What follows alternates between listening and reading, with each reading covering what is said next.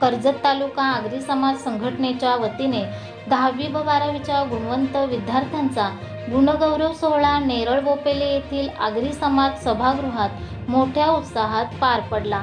या कार्यक्रमात विद्यार्थ्यांसह पालकांची देखील उपस्थिती पाहायला मिळाली।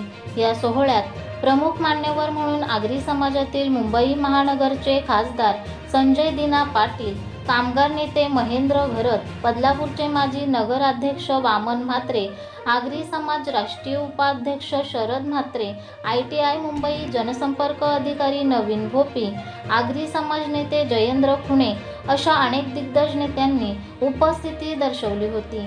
दरम्यान कार्यक्रमाचे प्रास्ताविक अध्यक्ष संतोष पेरणे यांनी केले। यावेळी त्यांनी आपल्या कर्जत तालुक्यातील आगरी समाजाबद्दल थोडक्यात माहिती दिली।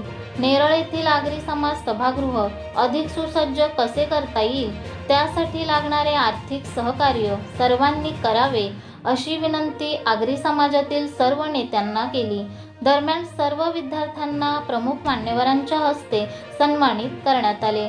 यामध्ये हुतात्मा हिराजी पाटील यांची प्रतिमा, सन्मान चिन्ह, प्रशस्तीपत्रक व शालेची बॅग असे बक्षीस स्वरूपात देण्यात आले।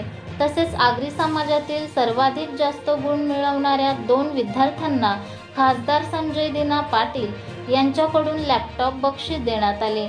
या सोहळ्यात विद्यार्थी व पालक वर्गासोबत समाज बांधव देखील मोठ्या संख्येने उपस्थित होते।